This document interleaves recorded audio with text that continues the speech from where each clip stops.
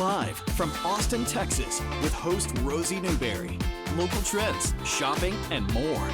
This is Studio 512.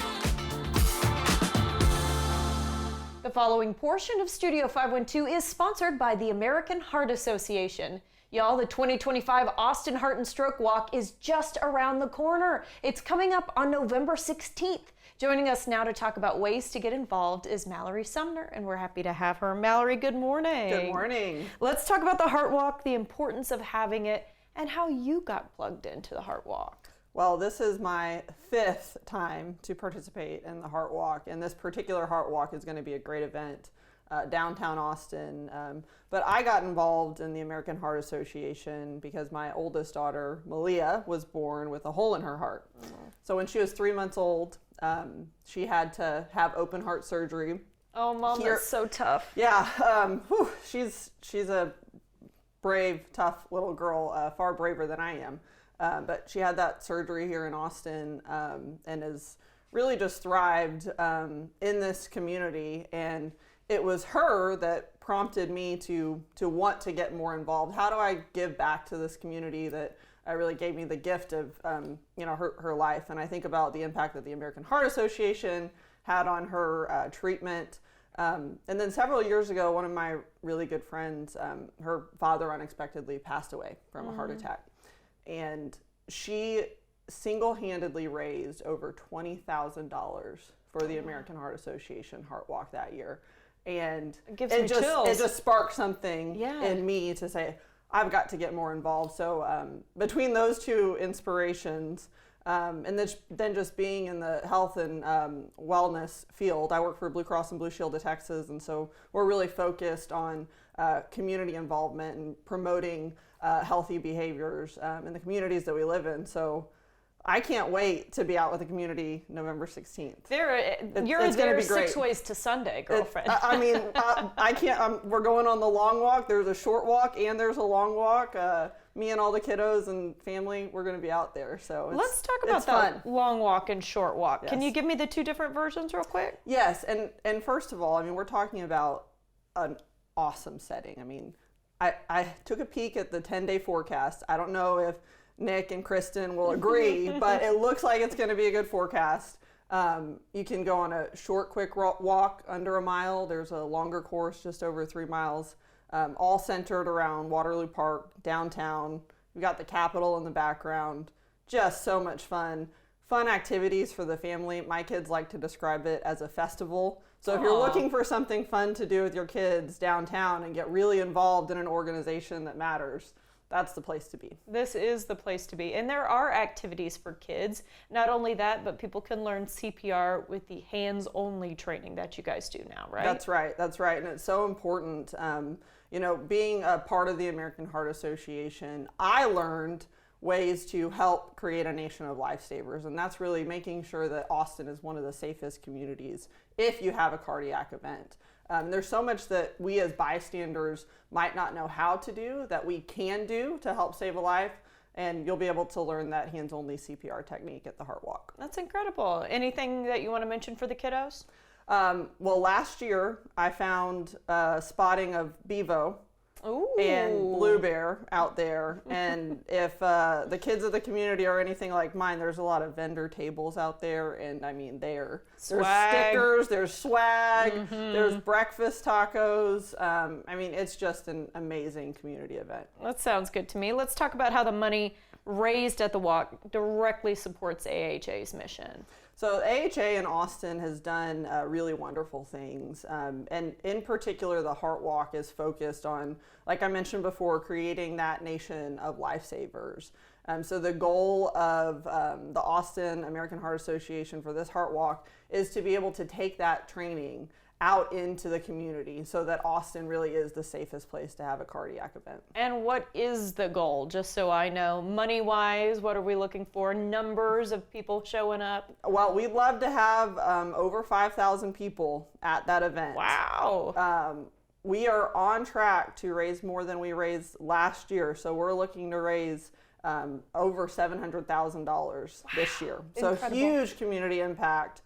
We've already been fundraising for the last year So we really could use some support to reach our fundraising goals as we get closer to the walk. Absolutely. Okay, and very last question real quickly. If people are just now finding out about that walk, can they still get involved? Of course they can. You can sign up online, heart.org. I know KXAN is really involved in the walk. Follow that Simple Health page. And it's just a great way to raise awareness for heart health and get involved in the community. Sounds good to me. Mallory, thank you for your time and thank you for your heart that you are lending to the Heart Walk. Thank you. All right, y'all, register now for the walk. We'll see you there on November 16th. As she said, KXAN loves working with the American Heart Association, AmericanHeartWalk.org.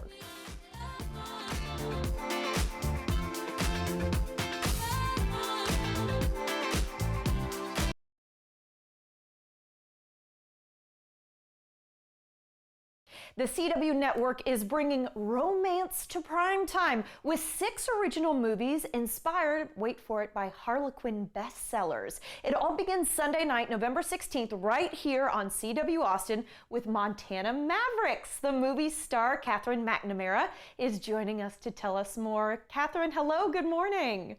Hi, good morning. Thank you for having me. Thank you for being here. Okay, Montana Mavericks, tell me about it. It officially launches the CW's new Harlequin Originals slate. It's kind of hard to say that word. What does it mean to you to help usher in kind of this fresh take on storytelling?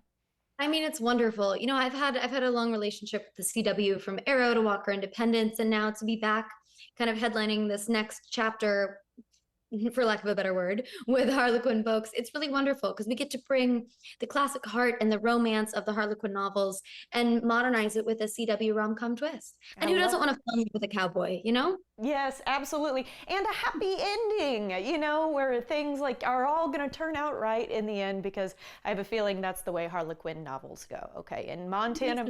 Oh, maybe. Okay. In Montana Mavericks, your character Heather is a big to-doer up in New York. She's an author who heads to Montana basically to sell a family ranch, and then she ends up totally rediscovering herself in the process. I wanted to ask about any aspects of Heather's journey that maybe resonated with you personally.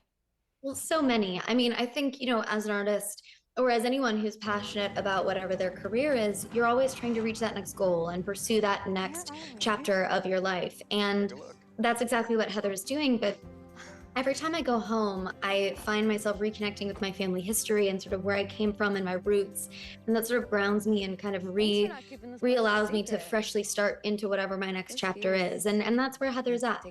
Oh, that's so sweet to hear. All right, what does it mean to portray a character that realizes their strengths, okay, through self-discovery, while still having the agency to kind of be open to something new, something like a new relationship, rather than to be defined by it? Because we talk, a lot of us down here in Austin, about, you know, there's so many transplants, and you kind of don't want to hop right into a brand new relationship because that might start to define your time here. So this actually has kind of a parallel to what happens down here in Texas. Yeah. Well, I mean, Heather is a very strong-willed, thick-headed woman, and she will not be stopped for whatever her purpose is in life.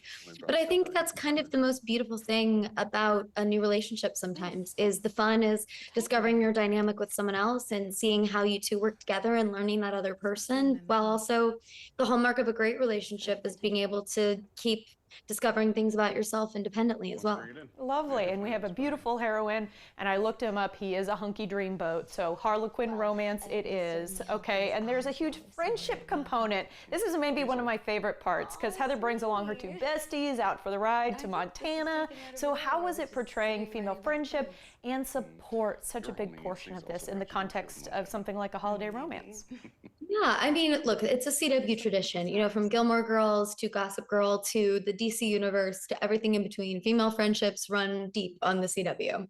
And it was so much fun to bring that to life in this film, because each one of these women is so different and each one is so independent in their own right. And yet they're able to kind of discover something new about themselves and find that space and that courage to step outside of their comfort zones from something they're running away from. And I mean, I don't know what I would do without the girlfriends in my life. So I see parallels in this film. Yeah, absolutely. Okay, you said it yourself.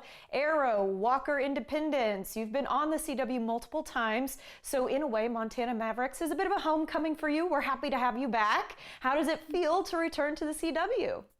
Oh, it's an utter joy, and especially on something that is such as a hopeless romantic myself, something that is a really beautiful depiction of what love can be.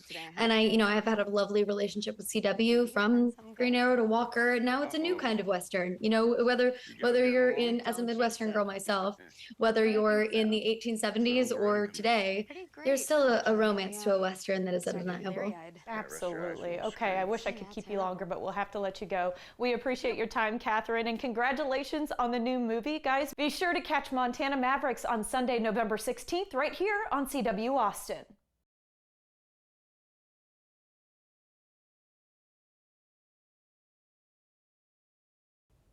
Welcome back, folks. This is my first year sending holiday cards, so I've asked for some help for those of us who want beautiful envelopes, but might need a little support with our penmanship. Amanda Reed is a luxury calligrapher and a live engraving artist, and she's here with some education for us. The things that she can work on and make beautiful are absolutely incredible. Amanda, good morning. Good morning. Thanks for having me. Let's talk about your journey into calligraphy, because you started somewhere else entirely. I did. So my background is in physical therapy. I'm a physical therapist, but while I was in grad school, I took calligraphy classes just as a form of self-care and for something fun to do. And then from there, I just practiced while taking notes in class, and I got really good at it. And then after graduating, I kind of shared my work online, and then people were asking me to make things for their wedding and teach classes, and it just grew from there. And now it's a full-time gig? It's a full-time gig now, yes. That is so cool. Thank you. Being able to be an artist full-time, I always think is such an achievement. It's really fun. That's awesome. Okay, so folks might be addressing holiday cards shortly if you're kind of on the earlier end of sending things out. Can you give us a quick demo on Calligraphy 101? Yes. You were giving me one off camera, and I will say you make it look real easy, sister. Yes. But we'll walk everybody through it. Okay. And it starts with not using maybe the traditional calligraphy pen. So for beginners, this pen is a little bit more intimidating for newbies, but I like to use these brush pens. And so they've got a flexible tip which mimics using a traditional calligraphy pen. So the first thing I tell people is to practice your up and down strokes. So when you're going up, you're using just the tip of the pen and doing a light upstroke, so very thin. And as you come down, you're going to press a little bit harder, and you have a thick, heavy stroke. Perfect. Do you know what? Me copying her makes it look like I know what I'm doing, Yeah. but we've already done this off camera, and We did. So that's the light up and the dark down. Yes. But it does get a little bit more complicated It after does, that. yes, because the alphabet is not straight up and down, so you can always practice some little waves, so up thin and then back down thick, kind of like that. And then when you're transitioning to doing, that looks great, by the way. Thank you. I'm learning from the best. Yeah, so there's several basic strokes. We won't go through them all today, but if you wanted to just write in your own traditional or cursive, but apply these strokes, if I were to write happy or maybe joy, I would go up thin, down thick, and then back up thin. Oh, it's beautiful.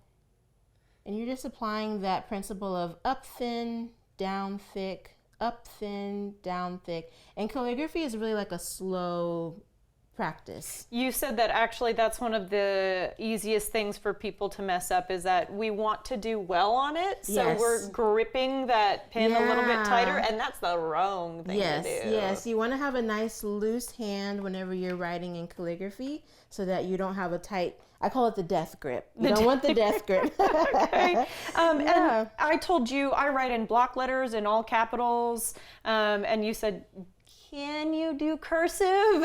Yeah. So a little cursive in the mix, even if it's not fully cursive, is Yes. still kind of where you maybe want to be for a traditional look. Yeah, if we're doing more modern calligraphy style, there's tons of different traditional scripts that you can do with calligraphy. But if we're doing more modern, then you can definitely use your cursive and then just apply the thick and thin pressure to make it look more like calligraphy. A little bit of practice, I think, before I get to the envelopes, but I Yes. do see that it is possible now, Yes, thanks it to is. you. Yeah. Okay, all right, let's talk a little bit more about the services that you offer, because you can do a whole lot of things, including being at someone's event Yeah. and engraving live, engraving glasses, perfume bottles. Yes, luggage tags, leather items, wood items, like any surface is safe for writing and engraving on. That is so cool. And so it's like a little drill bit. Yes. Almost. Yeah, that you yeah. use. So we use different tools. If we're writing on leather or wood, then we have like a heating tool that we use to emboss into the item. And then with any glass or metal, we'll do an engraving drill. Man, that is really cool. And so people can watch, Yeah. actually, Yeah. you writing their name or Yes. seeing their friend's name get Yes. written, that sort Yep. of thing. Yeah, it's a great activation for people to watch and enjoy the art of calligraphy. And it might be perfect for a wedding, but also a good idea for corporate events, right? Yeah, You've got corporate holiday parties. Holiday parties, it's a Yeah. great time. We're getting booked up for the holidays, for Christmas parties, Thanksgiving, end of year anniversaries, so it could be anywhere and anything. Call now is what I'm hearing. Call before she gets too booked up. And then you and I were talking off camera, there's going to be a slew of newly engaged people by the time we get to the end of the year, because Yes. we've got all these holidays coming up where people love to propose. So what would be your advice to brides as to how early they should get in touch with you, and any thoughts that they should start to make around the list, when things need to Yeah. happen, the deadlines, that sort of thing? Yeah, so my first recommendation is to always enjoy the engagement season while it lasts, because it's a short period of time before you get into the planning. But start thinking about your vendors pretty soon and reach out as soon as you can, because a lot of vendors tend to get booked up a year in advance. A year, yeah. So if you've got a photographer, a stationer, or a planner that you want to work with, and you want to reach out pretty soon. Okay, Yeah. yeah. And then what about for you? Yeah, so I would say as soon as you know what you want to do and like your venue, then you can reach out to me. The sooner the better.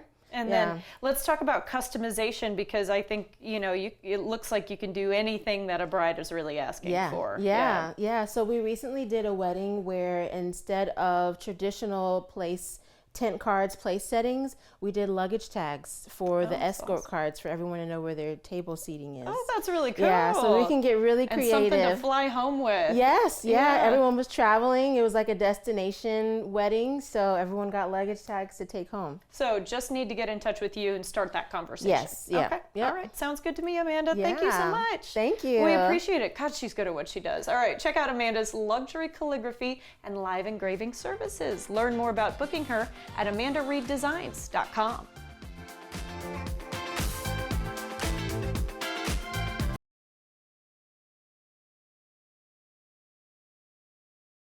The following portion of Studio 512 is sponsored by Texas Oncology. October is Breast Cancer Awareness Month. It's a time to remind women about the importance of screenings and early detection. Today we're joined by Dr. Amy Mackey with Texas Oncology, Texas Breast Specialist. She's here to talk about advances in breast surgery, what sets their approach apart, and how patients can find expert care close to home. We're happy to have her. So Dr. Mackey, we're starting with how breast cancer care has advanced so much in recent years. I'd like to hear about any exciting developments in breast cancer surgery today.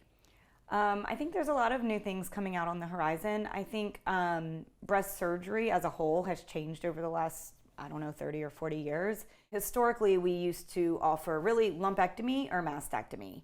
One of the problems with lumpectomy, which is when we save the breast, is we were leaving big divots in the breast. And patients don't love that.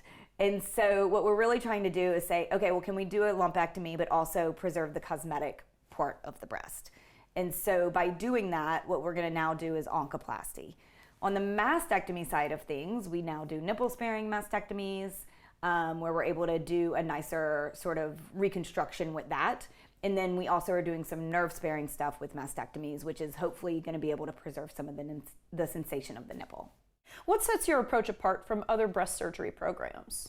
I think since Texas Breast Specialist is within Texas Oncology, we are able to kind of give that multidisciplinary approach. So I earlier today I was on the phone with one of the medical oncologists talking about a patient so that we can kind of come up with that plan together. How do you help patients feel supported from diagnosis, which can be a really scary time, all the way through to recovery? Yeah, I think Texas Oncology does a great job of sort of offering up a lot of that with social workers that can help plug you in with the right people. The other thing is there's an organization in town called Breast Cancer Resource Center, which is a nonprofit that we work with really closely, and they offer a ton of support for our patients. Also, a lot of the hospitals that we work in have their own sort of navigation services that can help people navigate this, because it's a big lifestyle change. So if someone watching today thinks they or maybe a loved one is at risk for breast cancer, what's the best way for them to get started so they can learn a little bit more about breast cancer care? TexasBreastSpecialist.com is an easy start. Everybody's got the internet now. That could get you plugged in with somebody in our office. Most people will know somebody who's been through this journey. Ask them about it. How did you get seen? Reach out to your regular doctor. Hey, I have something that feels off. You'd rather get it checked out and be wrong than sort of ignore it and it be something that we need to know about. Totally agree. Yeah. All right, doctor, thank you for your time today. Yeah, happy to be here. To request an appointment, visit TexasBreastSpecialist.com. The preceding portion of Studio 512 was sponsored by Texas Oncology.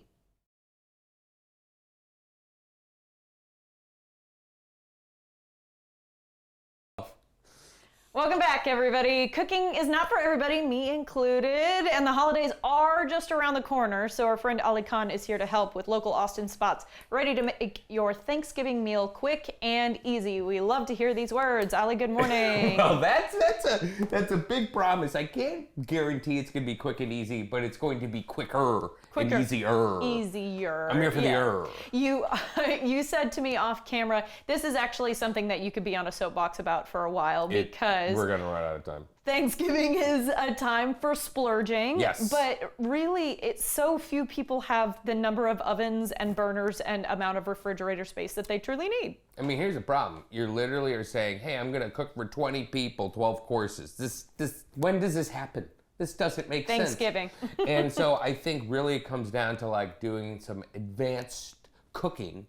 And literally on my Instagram feed, I see some of my favorite restaurants going, hey, our Thanksgiving pre-orders started. And I'm like, I need to come on and tell Rosie all about this. Yeah, so it's a good way to pick up a dish here or there. Maybe if you're even going to somebody's house, this can be the thing you bring. Yeah. And we're starting with a place that I know you love. In fact, I know you love it so much, I'm going to go ahead and do the spiel. Oh, it's God. Mom Foods. It's a Jewish delicatessen, but they do barbecue. Am I correct? Oh my God. Are you wearing yellow shoes right now? Am I Ali Khan right now? Oh my God. Oh my God. It's Freaky Friday. Absolutely true. Look, here's the truth is that turkey is the unsung hero of Texas barbecue. Daniel Vaughn has called it the fourth member of the Texas Trinity. And look, I'll even say this, there are a lot of great barbecue places in Austin. It's true. So you can get your turkey anywhere. I love Mom. They're my homies. They're doing the pre-order, and their pre-orders are available right now. Whole turkey or the turkey breast. And look, we're talking about this off camera, but basically it comes down to this. Cooking turkey is hitting a bullseye. No one wants well done. No one wants medium rare. They want juicy and perfect. So leave it to the professionals. Yeah. Oh, I agree. And a friend of mine a couple years back thought she was doing exactly this. Thought she was buying a Juicy Perfect turkey. Turns out she was buying a Juicy Perfect pre-made, ready to go into the oven turkey. So when she went to pick it up at about 3 o'clock. Oh, no. You know, Oh, seriously? I know, yeah. It went everything went sideways. So this is cooked. Yes. You don't have to cook it yourself. Okay. Yeah, it's good. All right. So we're talking about dressing or stuffing, but Yeah. crawfish style. Totally. Tell me about Parish Barbecue. I literally did a barbecue tour. We did a four or five stop tour. I think my favorite bite wasn't even meat. It was the crawfish dressing at Parish Barbecue. Parish he's from Louisiana, but he does Texas style barbecue. He literally does have crawfish in the dressing. I know that's not for everybody, but it is so unique. And I think the crawfish adds this level of umami to it. So if you're looking to think outside the box of stuffing, then I would try this crawfish If stuffing. you know there's already going to be like a bland one there for the kids. Yeah, there you go. Maybe bring this one. Put it right next to the stovetop. I love it. Okay. La Santa Barbacha Yes. for tamales. Yeah, so here's the thing, and we're we bond, we talk so much. Yeah, Ellie and I have a good time together. Tamales are synonymous with the holidays, Yeah. right? Oh, yeah. Now, look, I love a tamale from the Latino supermarket. I'll buy them off the street. But lately around People walk Austin, around in a parking lot and sell you tamales. oh my God, Yeah. IRS office 2019, it was an epiphany. I had cash on me, it was amazing.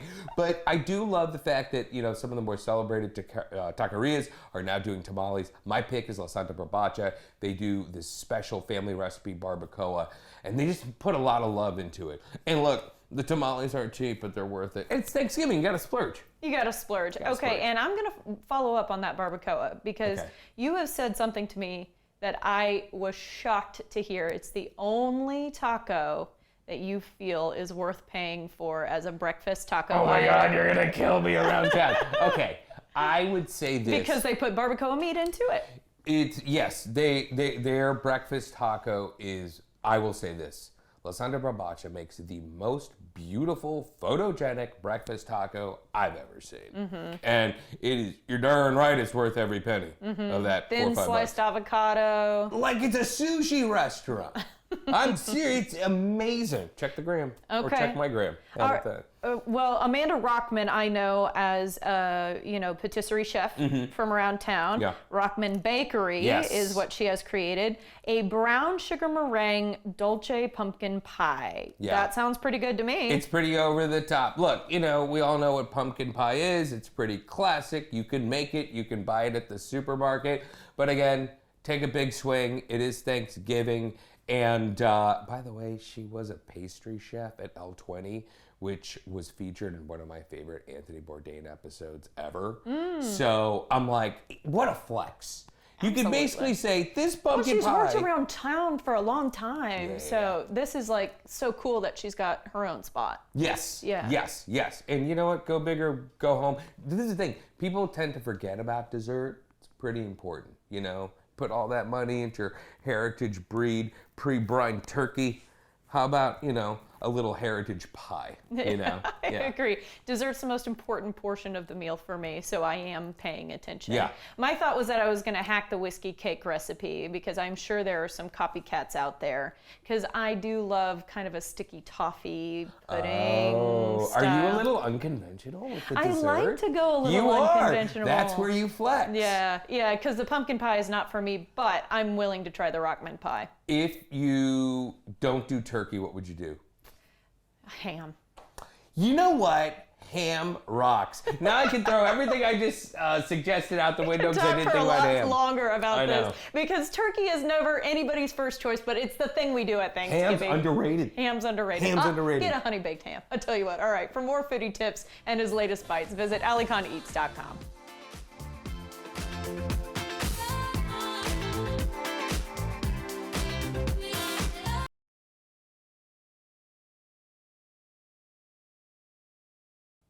The bar is back open because Happy's Place is returning to NBC and Peacock for its second season on November 7th.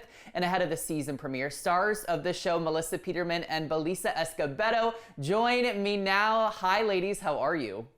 Hello. Hello, we're good. We're great. Great. Happy. Happy's Place. Yes, we're all happy here. Now, ladies, can you just briefly remind our viewers where we left off in season 1 and perhaps kind of where we're picking things up at in season 2? Yeah, we left off right at kind of everyone finally accepting Isabella. I feel like we got over that hurdle. Gabby loved you. You did right off the bat. Yeah. But so that's been established. You know, we're getting all the relationships, but the biggest thing we ended with season 1 was kind of that eyebrow with Emmett and Bobby. Kind of Yes. what's going to happen there. Will they, won't they? Will they, won't they? Romance. And so we kind of see if they will or won't when we pick up on season 2. Ooh, okay, that's a great, I think, teaser for viewers to tune into season 2 of Happy Place. Now, to go a little deeper here, Belisa, it fascinates me how Isabella is this very layered character faced with life-altering news in a lot of ways, right? But it's all based in this sitcom setting. So I'm curious, what kind of attracted you to this role, the kind of layeredness mixed with the comedy aspect? Well, for me, you know, Melissa and I both were theater babies. We love theater. And so multicam is something I've never done before, but it's something that incorporates film and live performance in a way that you almost forget that you're doing both at the same time. And I think that's so beautiful because it has the perks of both, you know, and you get to work with this amazing crew, but then you also have this audience. And I think Isabella herself is just so real. You know, I feel like I've been friends with her, I've been her. So I really appreciate just how natural she is as a 20-year-old who doesn't know what she's doing in life. Yeah. You know, Yeah, it's real. I think that's such a, to me, you know, as I have a child who just turned 20, and I think about stuff that he's going through. And for me, it's so helpful to remind myself what 20s were, and they are. Right. Not to mention you're 20 and you're still figuring out who you are, what do you want to do, and then you get this life-altering news that you have a family that was hidden from you, which I think just adds on to the complexity of your character, which is, you know, can be very layered, but your ability to bring the comedy to it, which in life you kind of have to. You gotta laugh laugh. at some of this stuff. Yeah. So And I I'm think enjoying we watching all- it unfold. Yeah, we all naturally do that as well, kind of laugh at our misery sometimes. Yeah. It's about the balance, right? And I think that's what this show does so well. Now, Melissa, for you, fans have been so excited, of course, to see you and Reba reunited on screen. But I'm curious, from your perspective, what has this meant to you to get to work with her again on another sitcom? Everything, really. You know, I could get emotional talking about it. You know, when we finished the first run of the original Reba show, we were a family and we were good friends, and I knew that that wasn't going to end, but we wanted to work together again. And you know, we just had to wait for the right people and the right project to come along. And I'll remember that first day, that first table read together was so special. And I kept thinking, I can't believe I get an opportunity to do this again. And you know, as I'm older, a little, maybe been around the block a little since that original time, I truly know how rare it is to do this, how rare it is to get to do a job you love and then to do it with friends. So I'm almost a little bit more, I think I'd a little more take care of it and soaking it all in. That first time around, I was so young and just trying to remember where to park, you know, and then, so I had no idea the impact it would have on my life. So coming into it the second time, I know how special and rare it is. And I think we're just sort of soaking up every moment and not taking it for granted.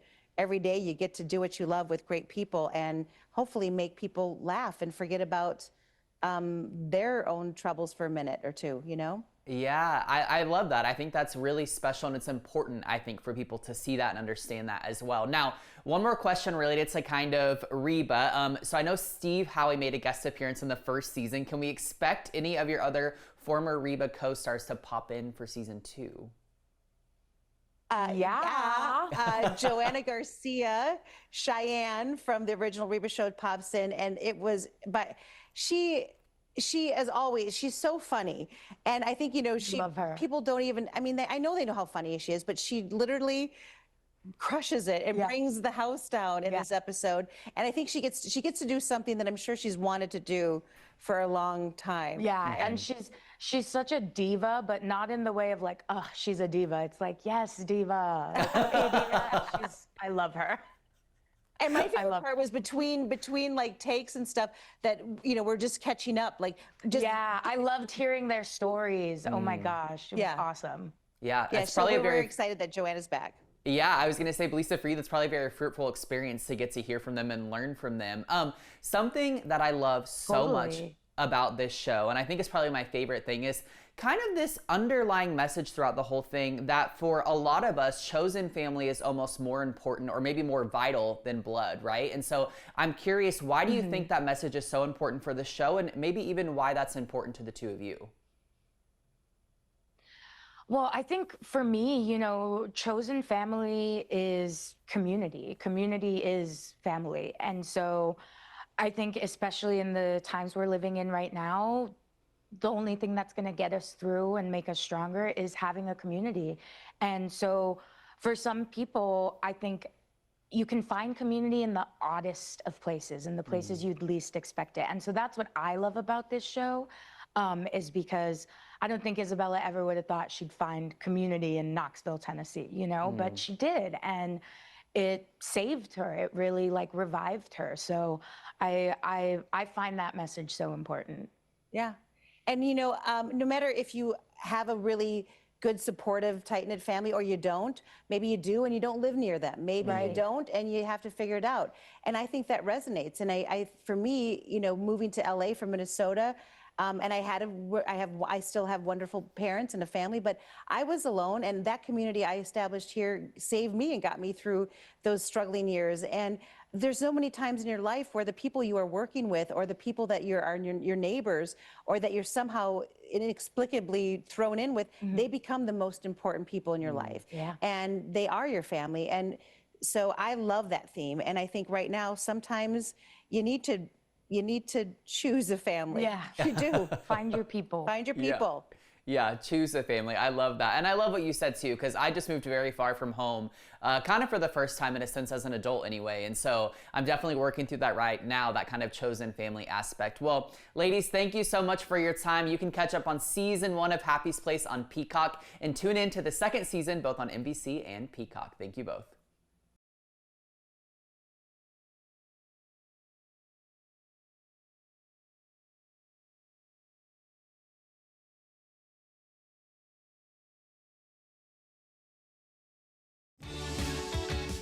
We have a lot of fun here on Studio 512. If you missed any of our great segments, be sure to check out our website where we like to post the fun things we do. Our feed covers content like arts and entertainment, food and drink, fashion and beauty, home and garden, stuff for kids and pets, as well as information from area experts. In addition, you can check out web-exclusive content that you can only find on Studio512TV.com. We also love to post behind-the-scenes funny moments, outfit inspirations, and more on social media. Find us by searching for Studio 512 on your favorite platform. You don't want to miss a single post. Be sure to follow us, check out our website, and watch us every weekday at 11 a.m. right here on CW Austin.